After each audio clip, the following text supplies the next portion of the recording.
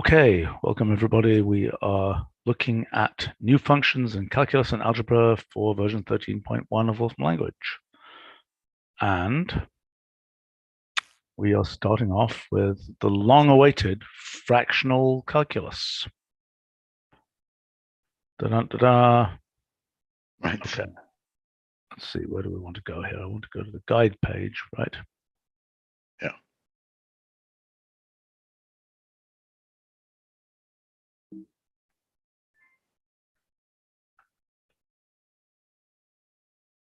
Oh, come on.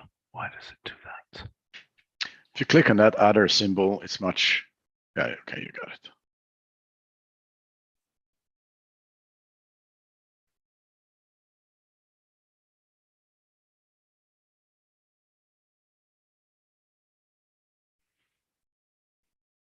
So do we have Michael here? Is he not an expert in these kinds of things? Or do we not need that? I spoke to Michael in a meeting this week. I showed him everything. He seemed happy. He gave a few suggestions for the next release, but he liked what I showed him. We can still call him, but he knows about this. So I think that the big thing is that the derivative itself is not as useful. The differential equations with those derivatives allows you to model things, but the derivative itself, it's not clear what you use it for. That's entertaining. I mean, so I haven't done a fractional derivative in, okay, so then this,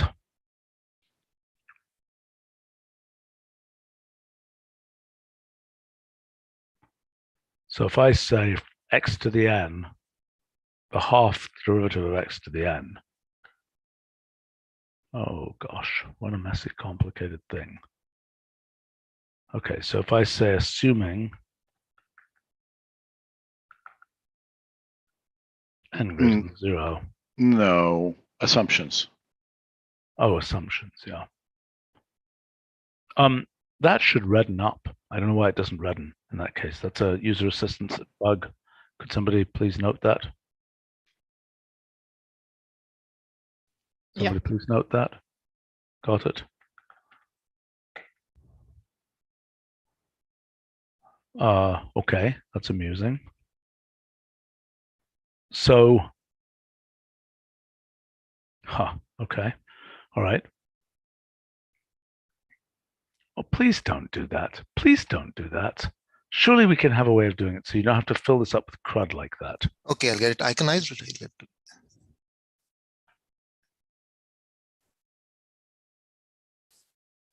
Also, whatever. This is not the way to do this. I mean, just put a table in here, for goodness sake. Don't do %/dot. Why would you do it that way? Sure.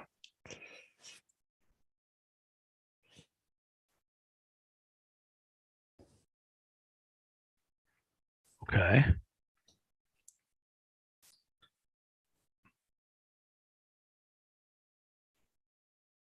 Okay, so at 1, what's that? What's that? What is that? It's an inactive merge. I know what it is, but why is it there? Well, what's it doing there? Probably, yeah, I think I'll check, but we should it's probably wrong.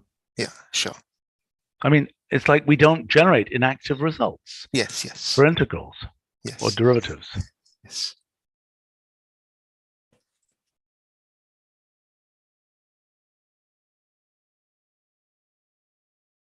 I mean, it's a piece of hackery here. Yes. To avoid it doing this. So we can't do that. It's not how we're set up. I mean, you can't do that. You can't just generate that because the only way you can decode what's going on is with a human. Yes. Right? And that's just no good. So, maybe one day in the future, we'll have a thing which generates inactivated results from integrals in whatever weird form we want without evaluation, but that's not today. Yes. You're motivating me to go on scrolling through here. Have we fixed this finally? Making this actually, like, how do I get that out? Can I copy that? That's good. Okay, that's good. That's an improvement for sure. That wasn't working before. That's fine.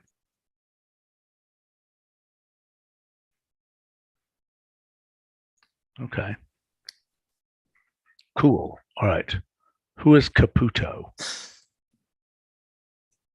So Caputo D is the one that interacts with the Laplace transform and is used for differential equations in all the literature. So the Caputo D of a constant is 0, but not for fractional D, which is Riemann-Liouville. I'm sorry, the what constant is 0? So if you do the derivative of a constant, it should be 0 classically. The Yes. fractional D has got a non-zero constant derivative. So fractional D of a constant is not 0, but Caputo D of a constant is 0. That's a starting point. And then the Laplace transform does a Copy paste is not working in this build.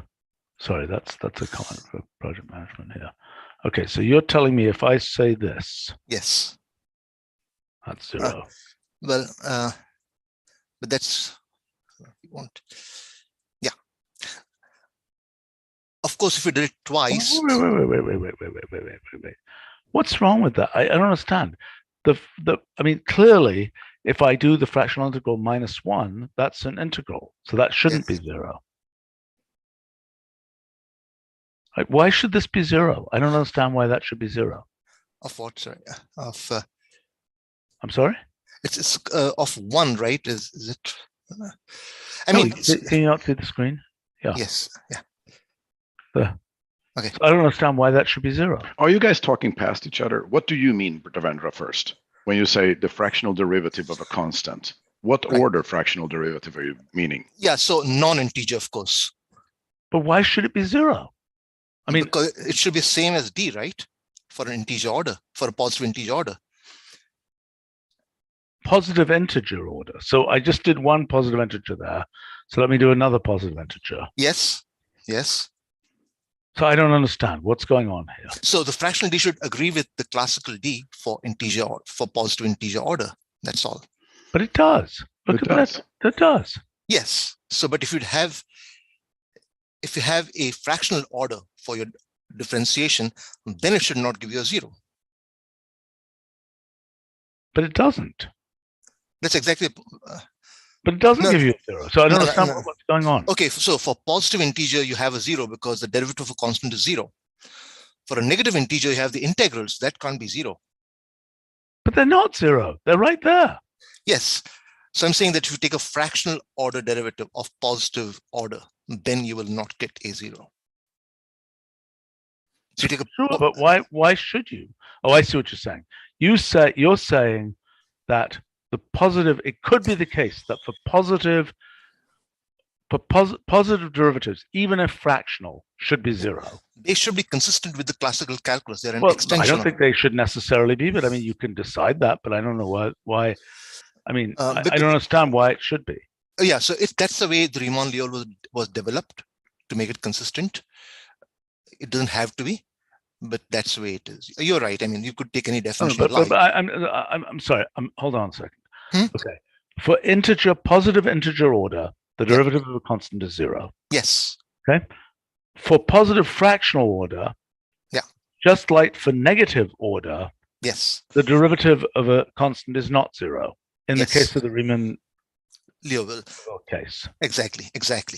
Okay, so Caputo, whoever Caputo is or was, he was okay. He was.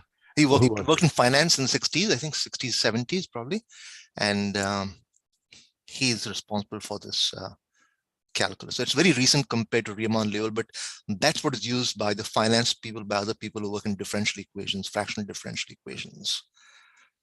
So by cleverly tweaking Riemann-Liouville, he did two things. One is to make the derivative constant 0 in all cases, and also the Laplace transform for positive fractional order.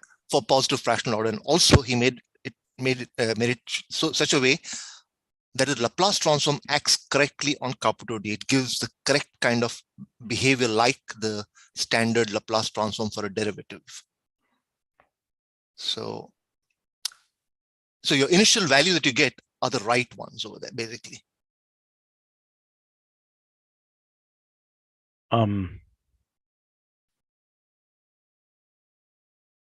I am very confused by who Michelle Caputo, he or she actually was.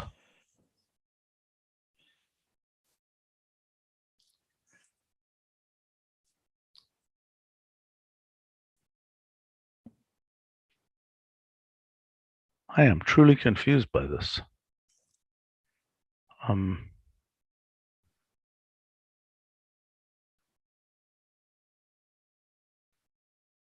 I'm just curious who, I mean, I just feel like, maybe one day we'll have a party for all living people who have functions in our system named after them. Yeah. But this is, the entire literature on differential equations or fractional differential equations is based on Caputo, because like I said, that's what makes the linear differential equations case work well over there. Because when you do a Laplace transform of these things, you get the right kind of initial value specifications, like you do in the classical Laplace transform case. That's the real win over here.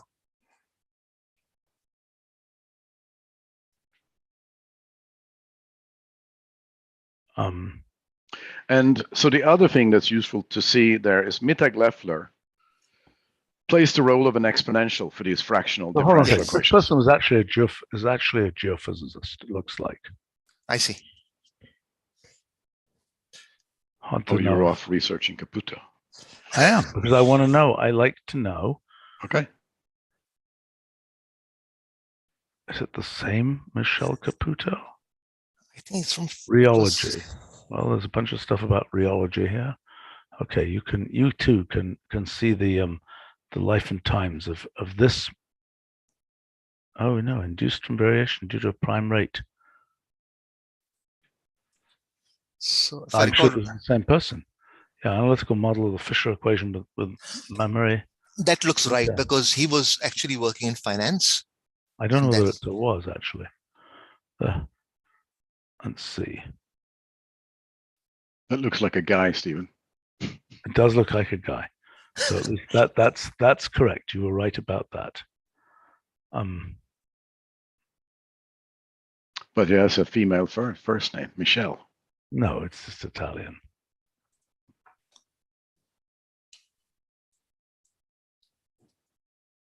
Okay. Well, we should send a mail when we actually have this function implemented. Well, there we go. Work in diffusion of fluids with fractional derivative models. Okay. Fractional memory formalisms in finance and economics. That's exactly where it all arose, actually. But of course, these days used for things like engineering, for electrical circuits. It's not clear how practical these are, but there's a wide literature, very wide-ranging literature in this field. There's kind of been an explosion of publications in books. I mean, in articles too, but books over the last 2 decades. Okay. So. Okay. Well, fine. I'm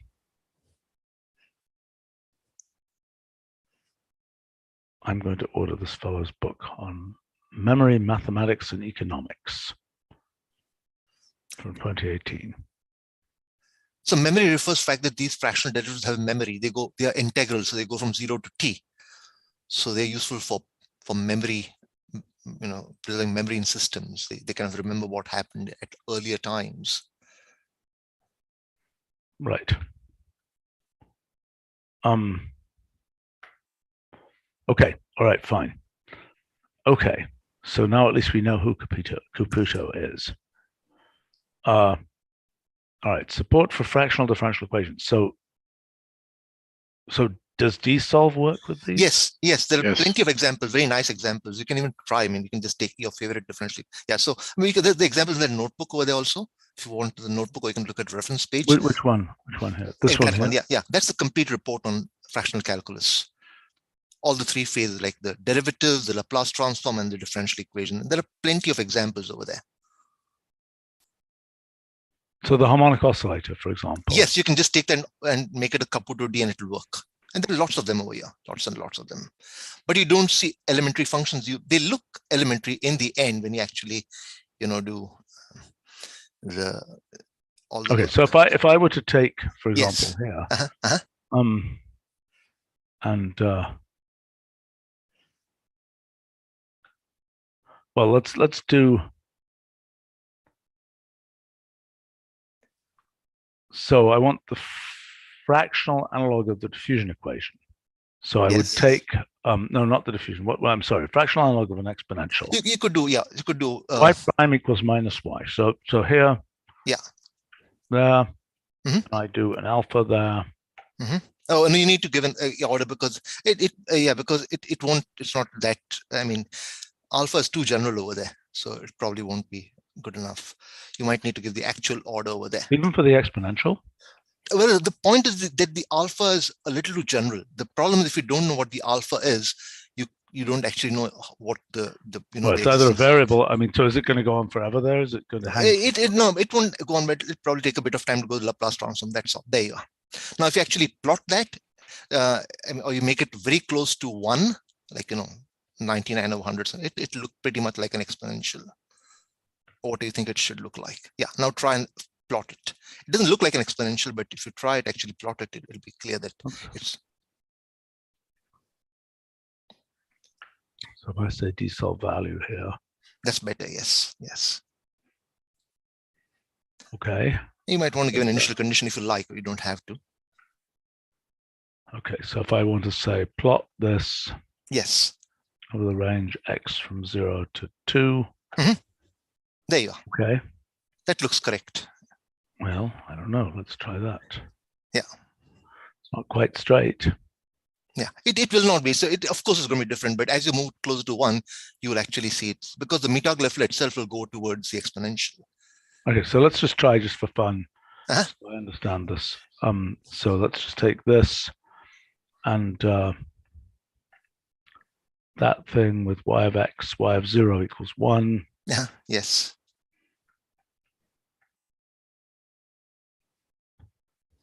And then desolve value.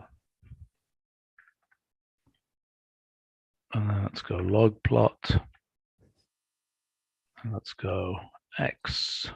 We have to do evaluate of that. Evaluate, probably. Yeah. Yeah, put evaluate in there, otherwise. Yeah, we should figure out how to make that less necessary. Okay, so that's 9/10. So let's now make this 99 or whatever.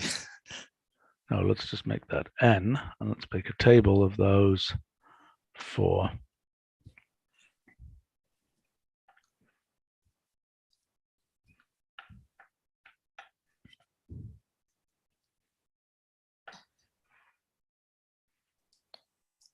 the zippiest thing in the world. Does NDSolve know about this as well? No.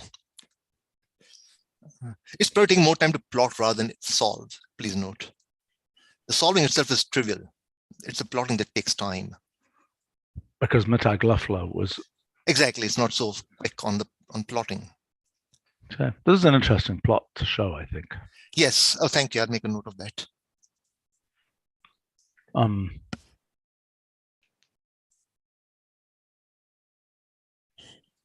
You can do a damped harmonic oscillator quite nicely also with these things. So okay, hold on. Sorry. Where am I putting this?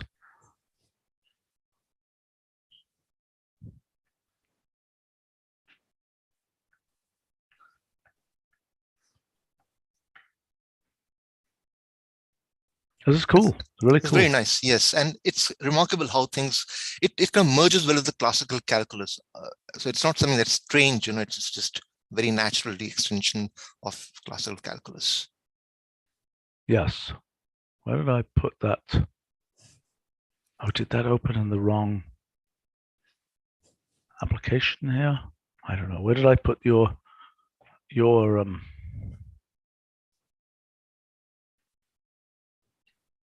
if it's not there, then you must have opened it in wrong application. Oh, maybe there it is.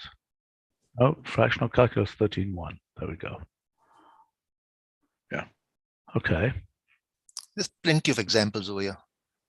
It's so close to the classical calculus. I said, so you can solve systems. How should I understand this thing? That is, is this relevant to the things that I care about with fractional dimensional space, or is it not relevant to that? Is it a different thing? No, this is a different thing. This is not a fractional number of variables. This is a fractional order. Yes. What does that mean? I mean, what does, go ahead. Sorry, I was saying that you can think of these as being systems which kind of, like I said, they're memory dependent. So the alpha or the encodes the memory that you have. So you need, because like your integrals go from 0 to t.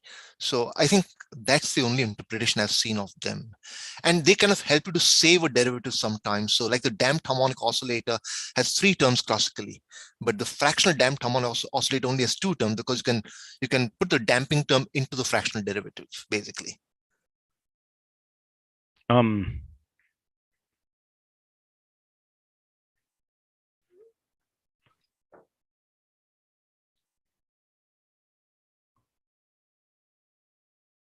No, but I'm just trying to understand. Sorry, say that again. I mean, you're. Go ahead. I'm claiming that the use I've seen so far is that, first of all, okay, so like I said, there's this notion of memory dependence.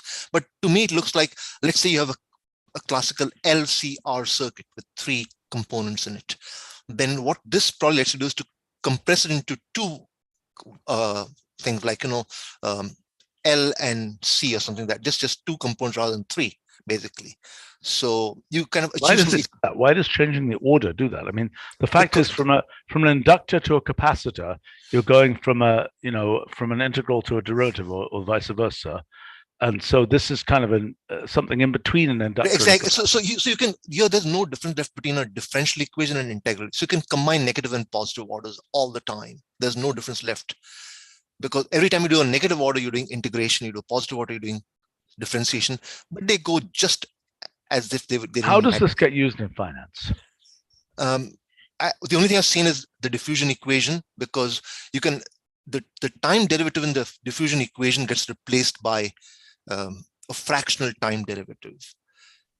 And I don't know beyond that. That's something to explore 13 point. We just barely got to this point, to be honest over here. And what I've seen so far. So I think that if I remember this correctly, there's things like fractional noises and things are somehow there's things in. I remember this vaguely. You get fractional derivatives, but I don't remember why. I'd like to understand that. Okay, anyway, but you've got the machinery for dealing with them. Yes.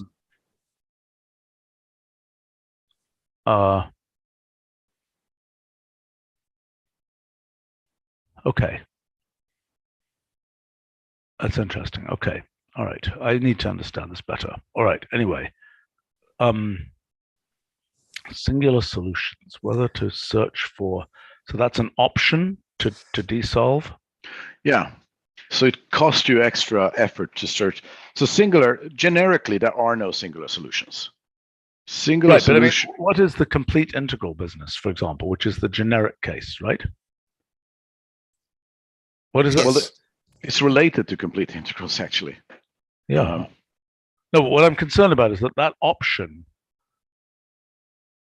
I would call it include singular solutions, because I think that the name singular solution. I agree with you. That's actually a good suggestion. I think that says actually what it does. I'll make that change, no problem. Okay.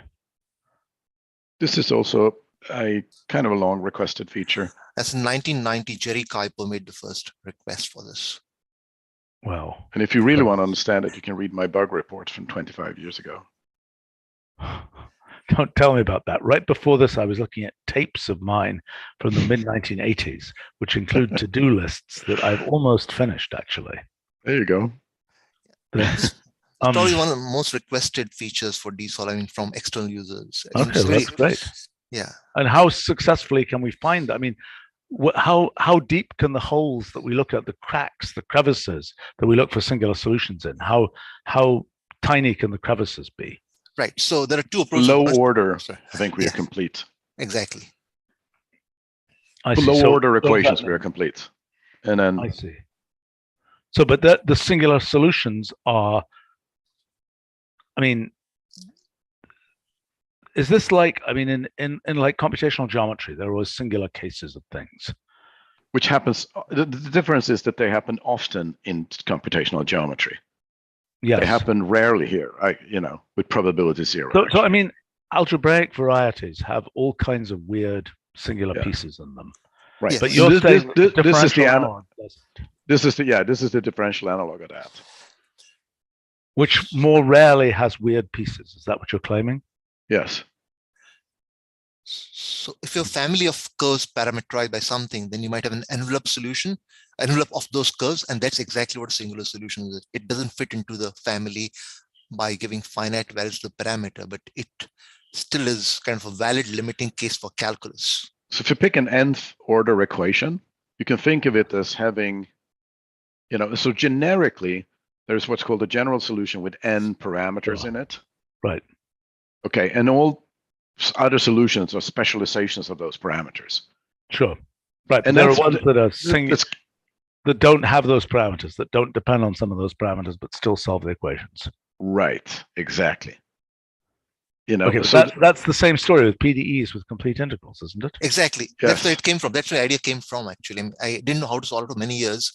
That's why I introduced complete integral, trying to understand singular solution, because this has been requested so long, it was not clear how to do it, but now I know how to do it. It's exactly. Why is it? I mean, the complete integrals thing, that's a function. That's its own separate function, right? Yes. So why isn't singular solutions its own separate I mean, function? you could have a D-source singular solution, but it wouldn't be so interesting because complete integral covers a very large range of first order PDs. I mean, almost any first order PD will have a complete integral.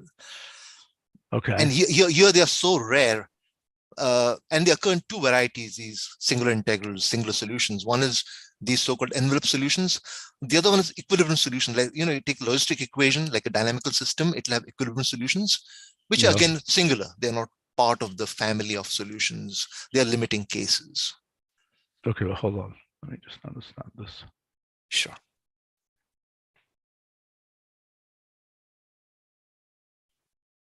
I see. So the caustic, that is the accumulation exactly. point? Yeah, exactly. It's like a caustic. Exactly. So they're very closely related to caustics and such things from optics, basically.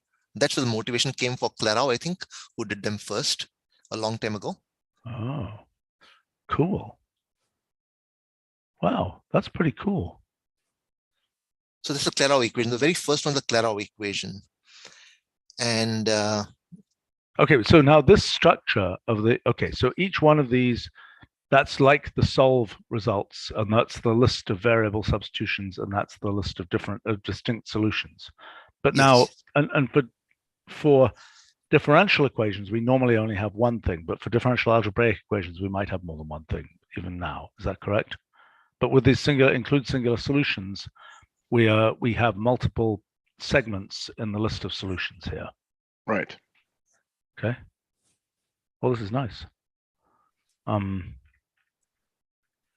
So that's the first kind. The other one is these so-called equilibrium solutions from logistic equation. So you see over here that you have two extreme solutions like 0 and 1, which are only approached. Yeah, I see that. Right. You can only get that as limits. Right. So that's the other kind. So there are two shades of the same thing, two varieties of the same thing. But together they cover everything from mathematical and Wolfram alpha bug reports. And I've got about 20 examples which get covered by this method. That's great. And what happens when you're at higher order? At higher order, we've got some hold on it, but the problem is with higher order, you have more parameters, more constants. So you might have many more singular solutions. So they're much harder to catalog.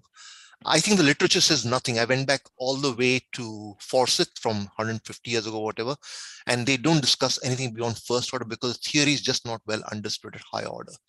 So we still have some support, but it's not a lot because there just is not a clear approach over there. I think it's the I mean, in principle there is, but the combinatorics and the number of cases to investigate sort of blows up, basically. By investigate, you mean you get candidates for the singular solutions. Yeah. You have to check if they're right. Yeah, but exactly. there's all kinds of possible subdimensions that you have to, and eliminations that you need to do, and they're just a lot. And why can't that be done by the same type of techniques as are used for algebraic varieties and things, and all the various Grosvenor-ing and all that kind of stuff? So that's sort of what is kind of done actually, but it still blows up. You can't unwind. I mean, but I understand, but in the algebraic case, can't you unwind and triangularize and so on? But if you really want to investigate sort of singularities of algebraic varieties, you need to do like you do for knots and surfaces, like the software assisted singular, and it's very expensive to do. Okay, fair enough. Very, very expensive. Yeah. But so we give some sensible message if you try and do it for a fifth order Yes. equation. So at the moment, we are still trying to extend to second, third order with a few examples, and then we finally give up and give a message over there. So we're just doing it right now in the week or two remains to see how far we can get. And then finally we'll give a message. Yes, that's the plan. Cool. Okay. Cavi from our live stream comments that fractional derivatives can be classified as left or right, depending on which side the support lies when computing the inverse transform. Which are these? These, I think, are, well, we are not, it's probably from the right over here. Yeah. So, yeah. So is that part of the memory issue? I think it's a question of how you would, I mean, these might be improper. I guess the point they are improper integrals. So, but I think I'll clarify with Tigran and put something in. Okay. Well, here, look, it looks like you've got a formula for the integral here. Yes. That's what the thing is. Yes. So this is 0 to x. Yes. But you see, we got. Yeah. But does it matter? I mean, so that's a thing to look up, whether there's an alternative definition sometimes used where it makes sense to have, just like we have limits that can be gone from, left or right sided limits. Does this have the same issue? Yes, so we had looked at this, but it didn't kind of seem to fit in well with our first attempt. We could do it for the second attempt. I think that's all I can say. But okay. I'm aware of it. Yes, yes.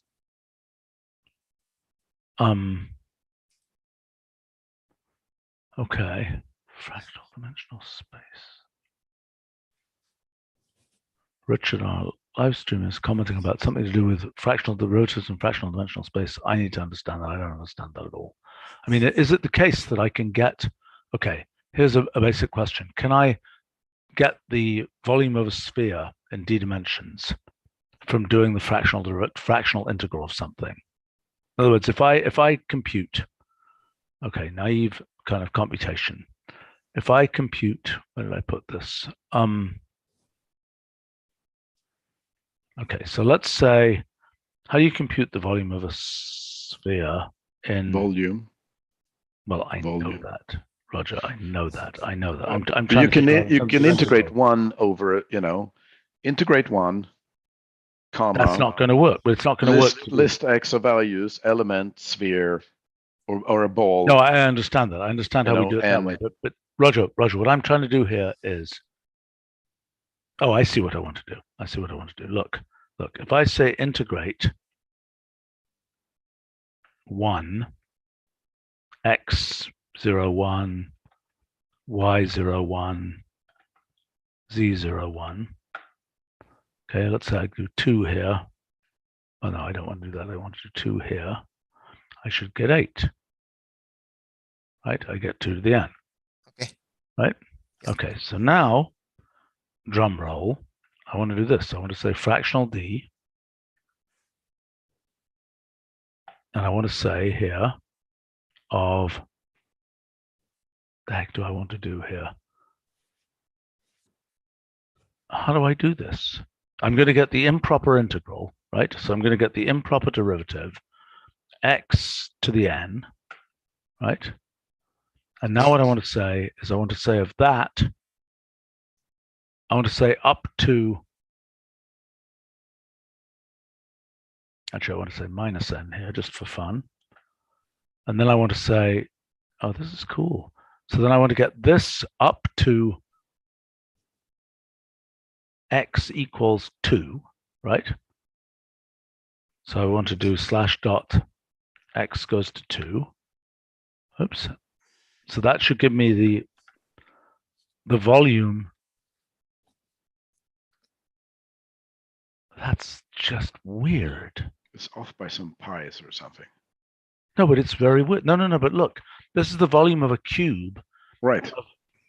In n-dimensional space. Why is it n-dimensional space? Sorry. Because I just did integral. I just did the n-fold integral. I see. Yes. Okay. right?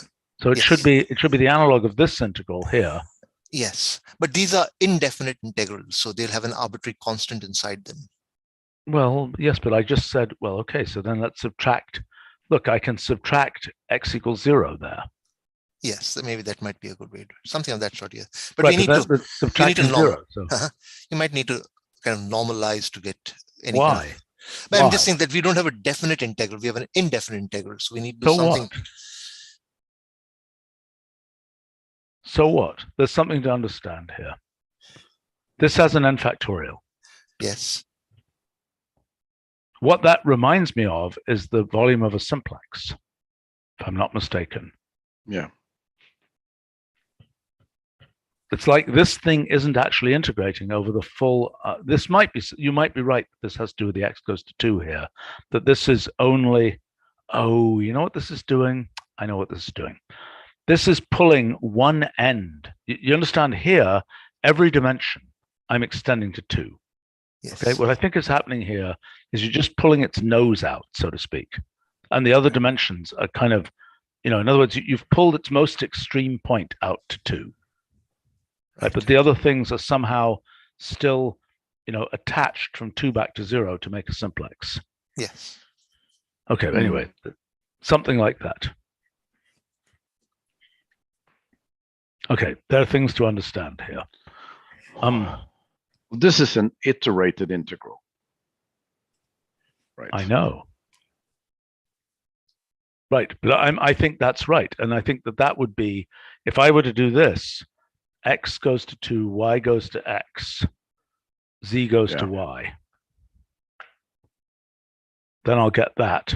And notice that this is very nice. Yes. I can't do the arithmetic. That's great. But that's great. Very nice. Yeah, that's correct. That's consistent. Yeah, right. But I still want to understand exactly why that ends up being a simplex, but I think that's more or less what I said. Okay. Okay, where were we here? We were looking at implicit D. Isn't that something that's been requested for like millions of years? Yes. Yes. And exactly. This is pretty general. It still catches where millions equals 30. No. Right.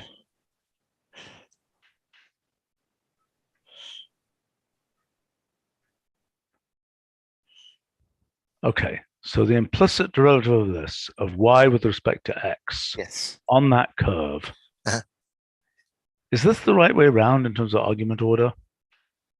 So the general case has a function of x and y in the first argument, then the constraint, then the bound variable, and then last is the x in order, the independent variables. This is a very general version of it. See what I'm saying? Why is it not what you're differentiating, then the constraint? Maybe this is right. I don't know. No, you can do that. If you did sort of say in that first command there, if you said y comma constraint, then you still need to sort of say that y is sort of a bound variable. So y comma y comma this. This work. No, you have to keep the y, because that's a bound variable basically. I don't understand this. What? So the function that you want to differentiate is y, right? Yes. Okay. Y and x are related in a constraint where y is a bound variable. Yes. Okay. And then there's x that you differentiate. That's the independent variable, but why do I need to give the y? Because it's a bound variable, and it can be many bound variables. You can have many y's and many x's. If you go down, if you this is the I'm thinking about this for a second. Because what you're saying is, you could say in a partial derivative, I mean, our d is a partial derivative. So I don't quite understand why. Don't you immediately know? No, there could be parameters too. I see. Y can be parameters too. It could be an A in there. Okay.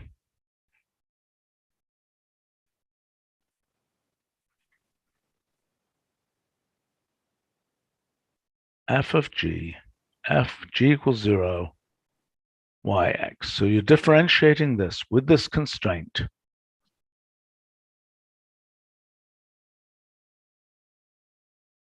You're differentiating this quantity with this constraint. I don't quite understand. What is the role of the y here? It says that those are dependent variables. So y depends on x. If there are other symbols there in G, like an A or something, that's a parameter. Okay. Yeah, I mean, I understand structurally what that means. I'm just trying to understand. I don't know. We imagine a bead on a wire or something, and the constraint gives where the bead is, and this is going to be the acceleration. How do I compute the acceleration of the bead? See what I'm saying? I mean, so the bead is constrained to be on a wire with some constraint here. And then I would be computing the acceleration, which is the change of position on the, so in that particular So let's say case, the bead is a line, okay? I'm sorry, the wire is a line. Yeah, let's just do the example. So it's, so let me point out the thing that I'm not easily getting there, okay? Let's say y equals x, y double double equals x. Sure, but let me point out something I'm not getting. Okay. In the case of the bead on a circular wire, let's say, one of the things I might differentiate is the arc length here. This first argument might conveniently be the arc length. Right, right. But I don't have an easy way to get that, do I? How do I get the arc length in this implicit derivative? Because normally I wouldn't care about the arc length. I mean, you need to use the function arc length then, probably, to get the arc length, if that's the function you want.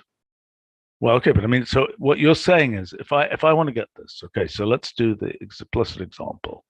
Okay, so I've got I've got my bead on a circle. Okay. Okay, now I want to compute the second derivative of the arc length here for the bead. How do I do it? The last argument you have x comma 2, you know, like we do in second derivative. I get that part. I can do that part. Right, but I just don't actually. I don't want. No, wait a minute. I don't want x2 because what I want is the bead is running around the thing, and I'm actually differentiating. The bead is moving at a certain speed, and these are its coordinates. Okay. And so, what do you want to? I'm actually fairly confused. So the thing needs to have an arc length in it. The thing that I want to find is the acceleration with respect to arc length of the bead.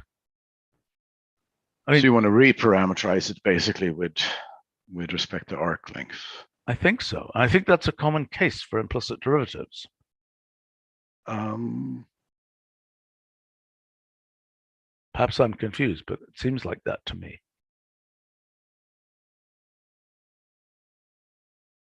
I'm flagging that I don't quite understand. I mean, by the time you're doing implicit derivatives, it seems to me that you're doing things on curves. Or surfaces. Yeah, right. But that's the point. You're doing things on curves and surfaces. Right. But that means that the quantities that you want to deal with will often be things like arc length or some curvature quantity on the surface, not so much the rectilinear x and y coordinates. But that requires a whole different level of description if we're going to get to that. Does it? I'm not sure it does. I mean, some of these surfaces have infinite. I mean, they can be unbounded. They sure. You know, if it's a line, it's not bounded. It's. Yeah, no, I understand. I understand, but there's some notion.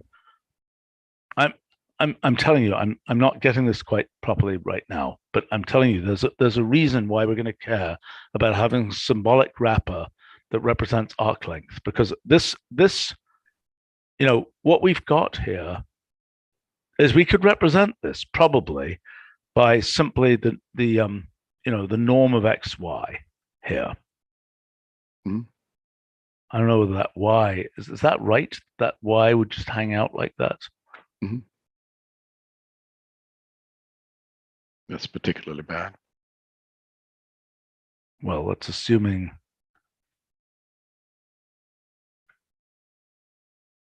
That was really bad in autocompletion. That should be.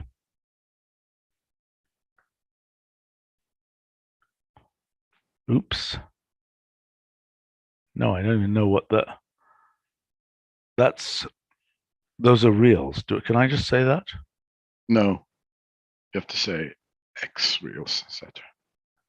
Be nice if we could just do that.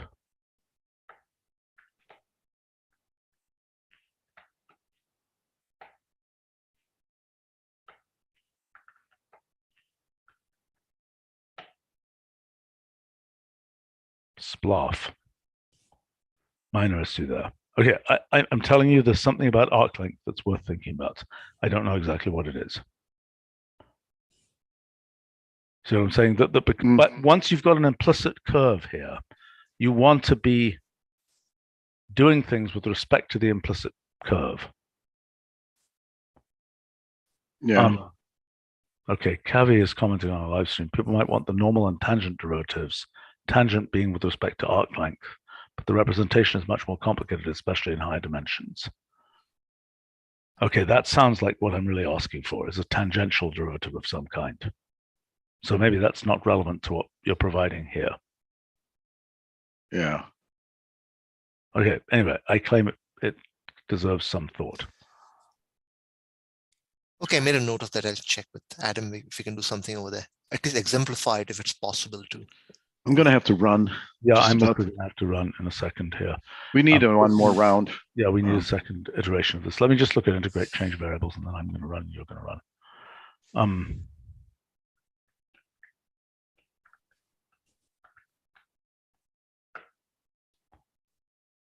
There's a lot of nice stuff here, guys. Well done. Thank you. Is this one version, or has most of this stuff been cooking for a while? No, we last 4 months, 5 months since November, basically.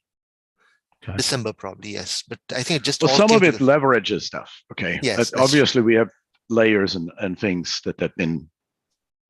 So implicit D, for instance, asymptotic solve, is based on what implicit D does. That's how you compute asymptotic series, for instance.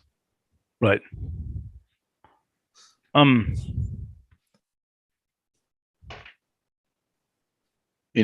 the non-singular cases.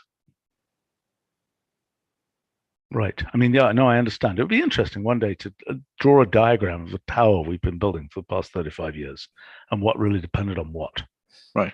Maytag-Leffler was introduced, many years ago, but we've improved it. We'll improve it some more. Okay, I need more time to understand this. I mean, I'm not. I know you do. The inactivated stuff here. Yeah. I know. All right, sounds good. Well, thanks everybody, and thanks for the comments on the live stream too. Actually, we seem to have one more comment here, so let's see one more comment before we. Okay. Thanks everybody, and see you another time.